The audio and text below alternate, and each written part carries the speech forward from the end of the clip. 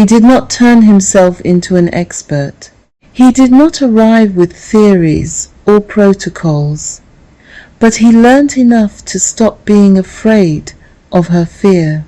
So when Eliana said, "What if my body has forgotten how to heal?" he did not tell her she was being irrational. He simply said, "I don't believe your body has given up on you. I think it is fighting very hard to find its way back. And until you can believe that for yourself, I can help hold the thought for you." He never said it as a verdict, never as pressure, never as proof that tomorrow had to be better than today. He said it the way someone might keep a lamp lit in a window, not to force the traveller home, but to remind them there was still a home to come back to. If she could not speak, he texted. If she could not answer, he did not require an answer. If she could not eat, he left food without comment. If she shook while holding a mug, he did not reach for a pulse oximeter. He simply reached for her hand and steadied the ceramic until the tremor passed. No explanation, no clinical name for the pain, just the warmth of his palm and the shared understanding that some things take as long as they take. During one of his late-night searches, Julian found a healing website for people struggling after prescribed medication injury. The site was run by a woman called Baylissa, whose daily messages felt less like instruction and more like someone holding a lamp in the dark. It was not loud or frightening. It did not promise quick cures or insist that everyone must recover in the same way. It offered coping tools, daily messages of comfort and hope, gentle explanations, and stories from people who had suffered deeply and eventually healed. Without making a grand announcement of it, Julian subscribed. Each morning before work, he printed the daily message and left it tucked beneath the plant pot on Eliana's patio table, weighted down with a pebble if the wind was high. At first, Eliana only glanced at them. Some days she could not bear words. Some days even hope felt like pressure. But slowly the messages became part of the rhythm of the house. A few lines of reassurance, a reminder that the body had not given up. A small glimmer placed quietly at the edge of the day. She did not always believe them, but she kept them. And on the days when Julian's words, Hannah's notes, and Biscuit's warm weight were not enough to steady her, those printed pages gave her one more place to rest her frightened mind. Sometimes, in the early hours, when terror came without story, she texted him, "Bad wave, no need to come, just saying it somewhere." His replies were never complicated. "I'm here. You don't have to carry it alone. No need to answer." The words became part of the house, like the ticking of the stopped clock that Julian eventually repaired, but Eliana asked him not to restart. She had grown fond of its refusal to measure time. Sebastian still sent messages. At first, too many. "How are you this morning? Please let me know if you need anything. I'm concerned about your weight. Have you spoken to a psychiatrist? I've been reading more. I would like to talk when you feel able." Eliana read that one 4 times. Then she typed, "I can't talk yet."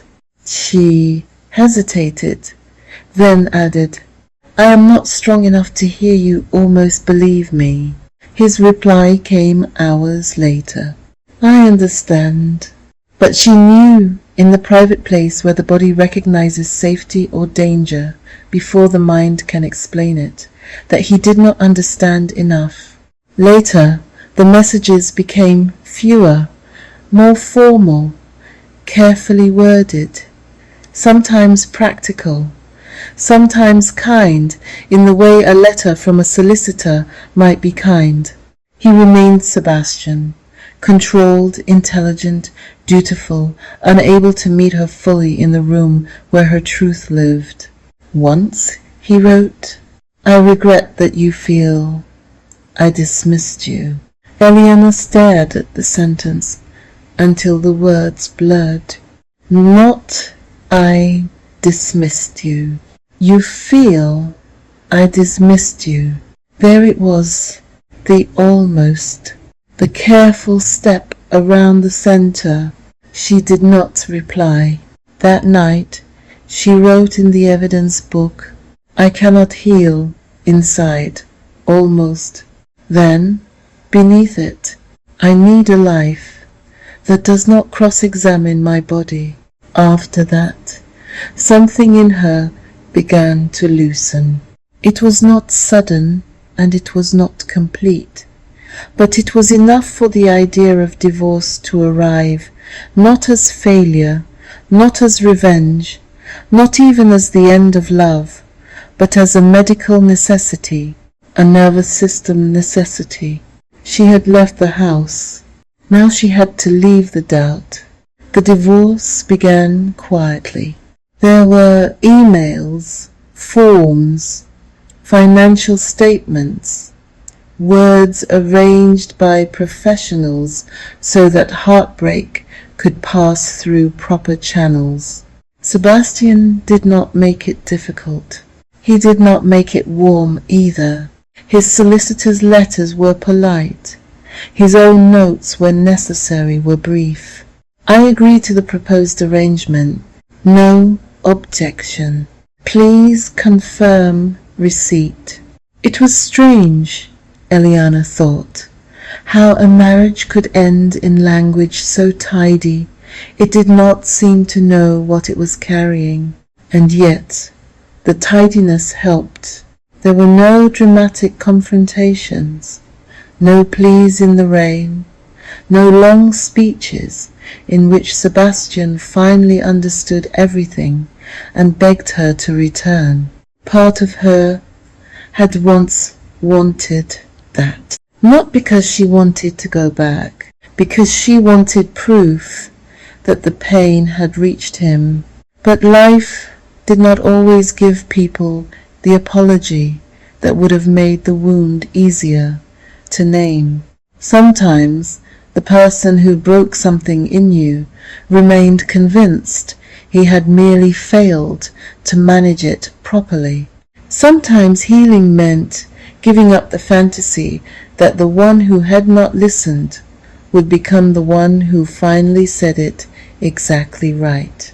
Eliana grieved that too. Then she kept going. The divorce confirmation arrived on a day when the apple tree was full of leaves.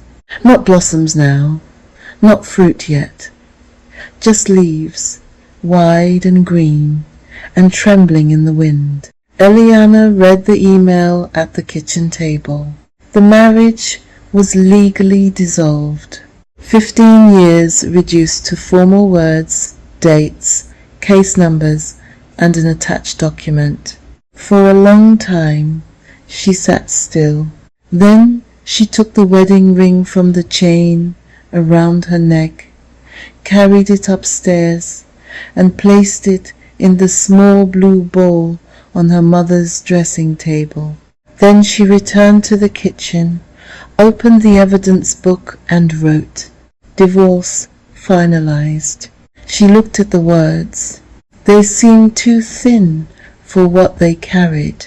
Below them, she added, "I am sad, I am free, both are true."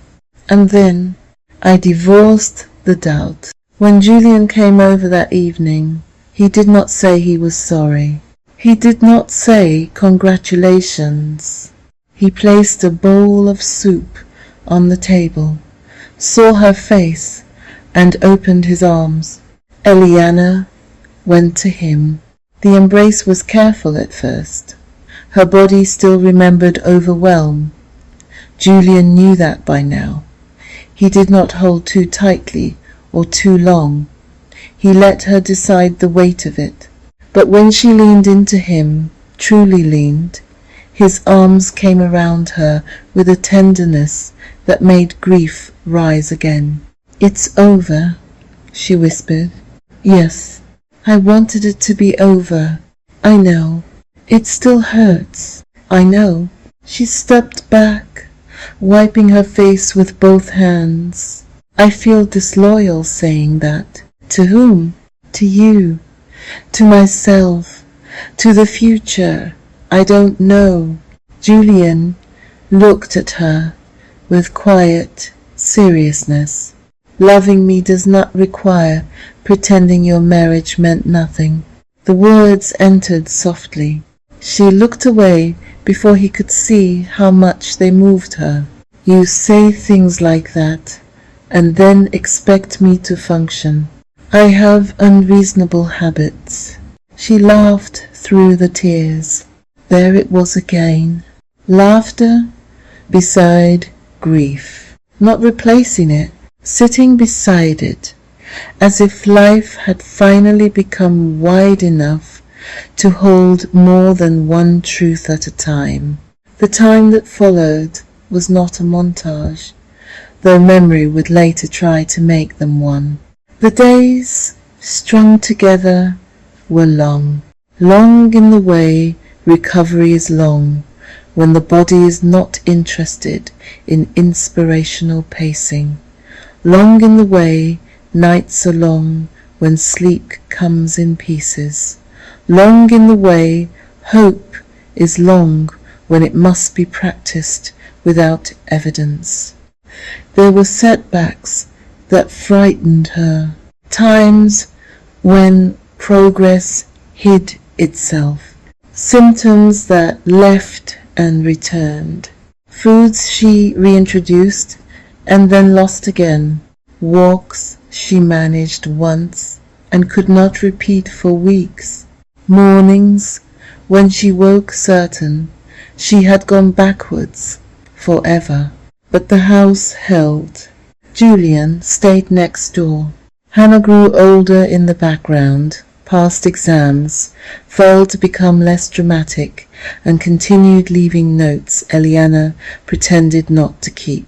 Biscuit became slower, rounder, and more convinced that his presence was essential to everyone's emotional stability. The dog's weight at Eliana's feet became a familiar anchor. The robin returned. The basil died and was replaced 3 times. The evidence book grew thick with proof. Then, gradually, almost secretly, the entries changed. They stopped counting only survival. Made tea myself. Sat in garden. Read 3 pages. Slept without tracking the time. Forgot to check for symptoms for 1 whole morning.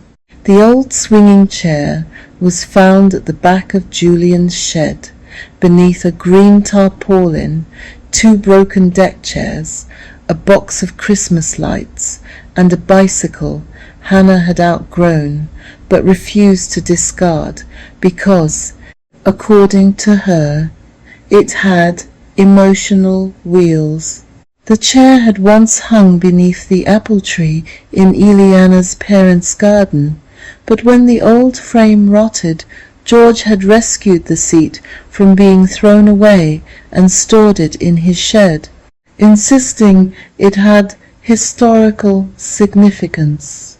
Julian pulled the tarpaulin away and stood looking at it. The wood was weathered but not rotten.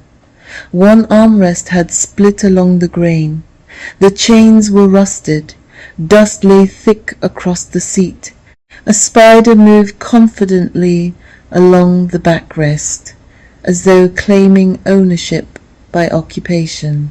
His father, George, stood at the shed door in slippers and a cardigan, holding a mug of tea. "That chair has seen things," he said.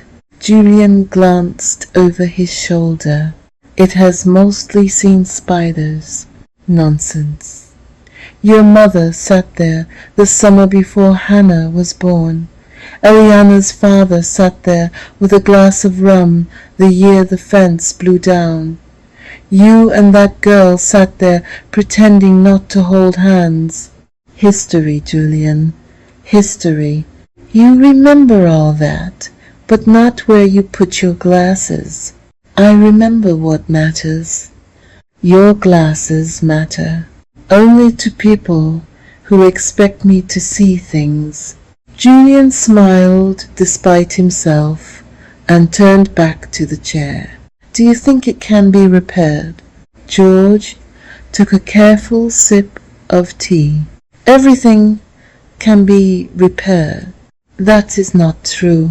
"No," his father said, "but it is a useful place to start."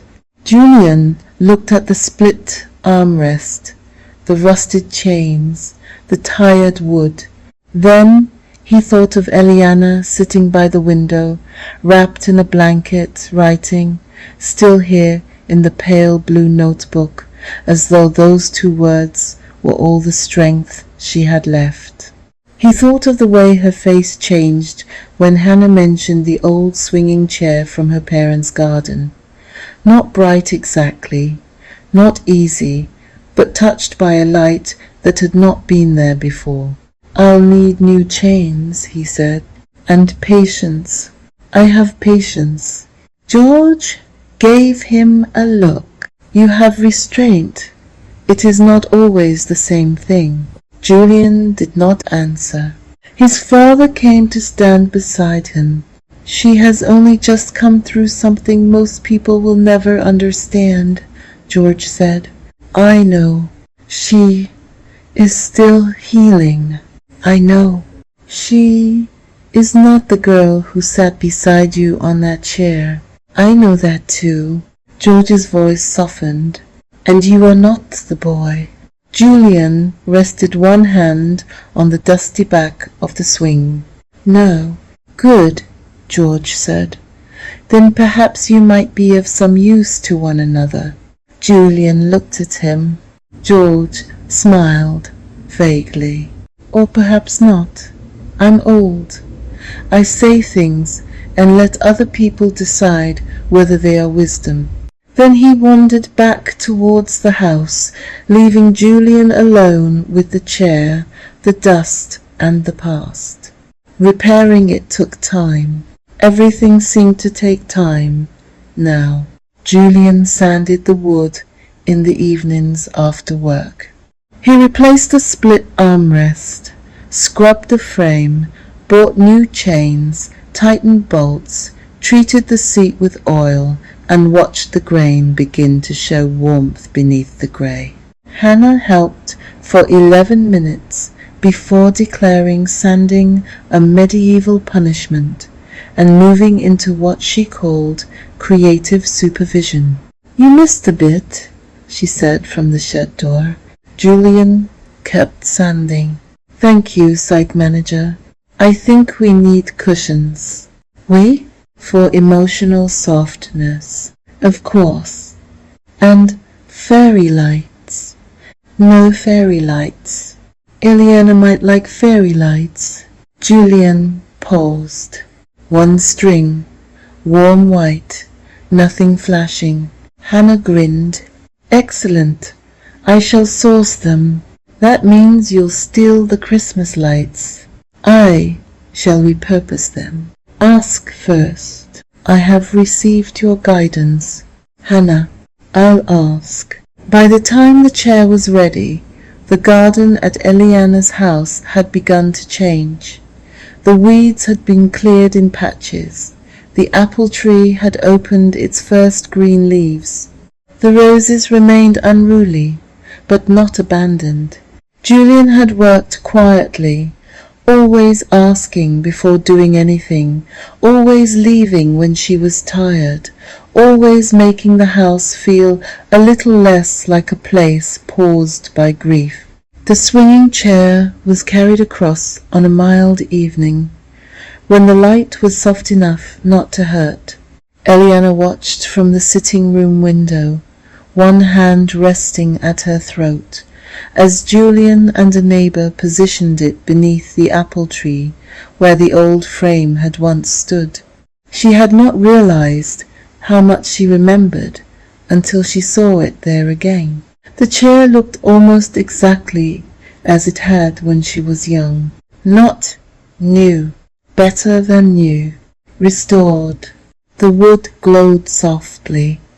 A cream cushion sat along the seat, with two green ones at either end. Around the frame, Hannah had wound a single string of warm white lights, unlit for now. Eliana opened the front door and stepped out slowly. The air was cool against her face. Her legs trembled before she reached the path. Julian saw but did not hurry towards her. That was one of the reasons she trusted him. He noticed without turning her body into an emergency. She stopped a few feet from the chair. For a moment she was 17 again, then 22, then 50, then all of them at once. "My father built the first one," she said. "I remember. He said it was because I complained. The old metal swing squeaked." "You did complain. It did squeak. You were both right." A smile moved across her face and vanished almost immediately. Julian stepped back. "No need to sit on it tonight." "I want to." "All right." She walked to the chair, one careful step at a time. When she touched the armrest, the wood was smooth beneath her fingers. Her father had built the original after she declared herself too old for swings, but not too old apparently to sit outside for hours pretending to read while waiting for Julian Hart to come home from university. Her mother had said it made the garden look like a place where people might sit and tell the truth. Eliana lowered herself carefully onto the seat. The chair moved, only slightly. Still, her body startled. A quick surge of fear rose through her chest. Julian saw. "It can stay still," he said. She pressed both feet to the grass. The movement stopped. For a while she simply sat there, feet planted, hands resting on the smooth wooden arms, her breath uneven, but her body slowly learning that the chair did not require anything from her. In those early months, she did not swing in the way children swing. She sat with both feet resting on the grass, allowing only the faintest movement, a quiet sway that felt less like motion and more like being held. Hannah appeared at the gate with Biscuit on a lead. "Dad said not to make a big thing of it," she announced. "So I am being very normal." "You are shouting," Julian said. "In a normal way." Eliana laughed. Biscuit tugged towards the chair with the urgency of a dog who believed all restored furniture required his inspection. Hannah held him back. "Biscuit says he approves." "Biscuit has not seen it yet. He has instincts. He ate half a sock last week. It was an exploratory decision." Julian looked apologetically at Eliana. "I'm sorry." "I'm not." Hannah switched on the fairy lights. They glowed softly through the early evening, small and golden beneath the leaves. Eliana looked up. "Oh." Julian studied her face. "Too much?" She shook her head. No, it's... She searched for the word. Beautiful seemed too simple, kind too small, painful too incomplete. It's still here, she said. Julian understood. Yes, for a while no one spoke. Even Hannah seemed to sense that the moment needed quiet. Biscuit ruined the solemnity by scratching himself with great enthusiasm. Eliana laughed through tears. Biscuit has no respect for symbolism, Hannah said. Biscuit is symbolism. George called from next door, where he had appeared without anyone noticing. A small reminder that dignity is temporary. Julian sighed. Dad, George raised his mug. To the chair, Hannah said. Eliana placed one hand on the armrest. To the chair, she whispered. The chair became part of her days after that. Not every day. Nothing was every day. Some days, the path to the garden felt too far. Some days, the light was wrong. Some days, the sound of a car door closing on the street sent her body into hours of trembling. Some days, the chair waited beneath the apple tree, and she could only look at it from the window. But on other days, Julian would find her there, wrapped in a blanket, feet resting on the grass, the pale blue evidence book open on her lap. She never swung, not for a long time. Her body could not cope with too much motion. The chair was her safe space, where she could sit while her body continued to heal. A place to feel the garden around her without having to enter the world all at once. A place where the apple tree shifted overhead and the robin sometimes returned to the fence, round-bellied and ordinary, as though checking on the progress of things. Julian began sitting there with her when she asked. At first, he sat on a folding chair nearby. Then, one evening, when she patted the far end of the seat, he sat beside her, leaving careful space between them. You can sit closer, she said quietly. He looked at her. Are you sure? No. He smiled faintly. Then I'll stay here. She almost laughed. You are very literal. I am trying to be useful. You are. They sat in the dimming light, the chair barely moving beneath them.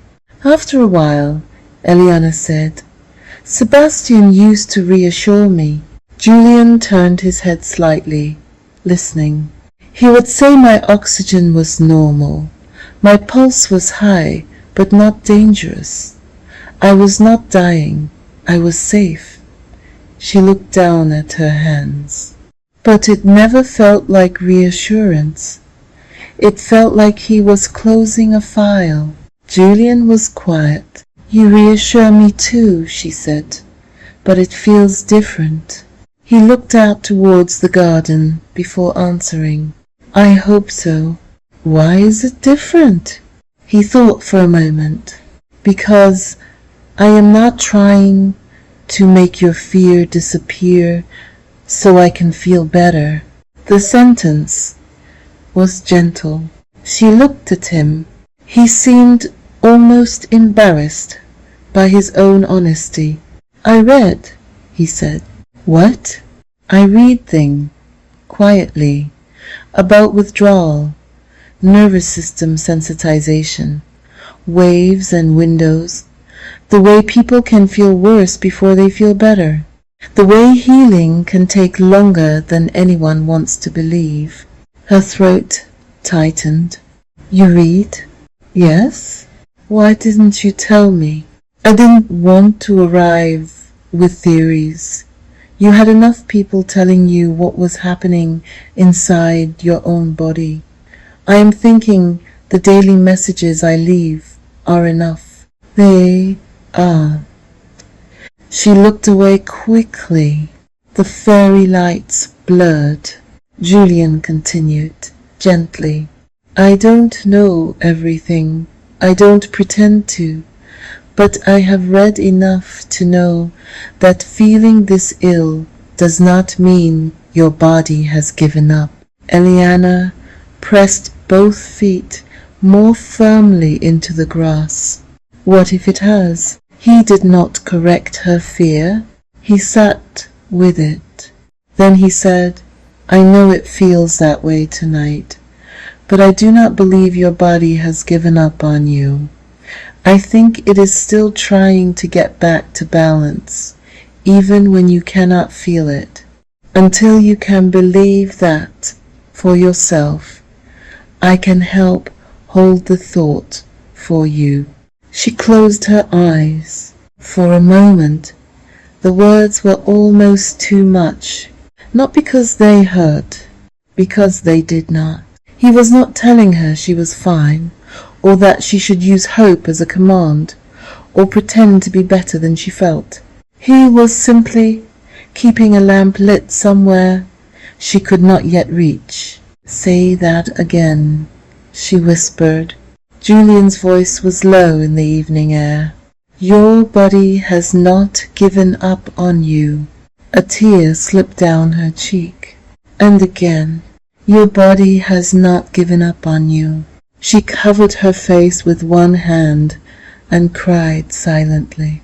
The chair barely moved beneath them, a quiet sway, a held place. After that, the sentence entered the evidence book. Your body has not given up on you. It appeared again and again in different forms. As time passed, there was not a neat sequence of linear improvement, not the kind of story where each chapter ended a little brighter than the last. There were long stretches when progress hid itself. Symptoms left and returned. Sleep improved and broke again. Foods were reintroduced, then lost, then tried later. Walks were possible one week and impossible the next. There were months when she could not bear the word healing. There were months when it was the only word she could bear. Julian remained next door, working, cooking, arguing with Hannah about revision, taking his father to appointments, chasing Biscuit through the garden when the dog stole things he had no business stealing, fixing loose handles, replacing light bulbs, leaving soup and daily messages of comfort and hope, sending texts, sitting with Eliana when asked. His care was consistent, reliable, dependable, and never dramatic. That was his gift. Eliana thought that balmy Friday night as they sat close to each other, not touching, not speaking, just being. She recognized that gradually they had both come to feel the years between them, the chemistry that never went away, the girl next door, the old swing, the lost love, the memories, and now the healing experience, the nights he had sat in silence, the unexpressed emotions, the life that had begun to grow around them without asking to be named too soon. His eyes held hers. Eliana looked away first, not because she did not feel it, because she did, and feeling anything tender still required courage. Julian did not reach for her. He did not turn the moment into a confession. He simply sat beside her, while the chair barely moved beneath them. But his love for her, so unconditional and so profound, made him feel as if his heart would burst.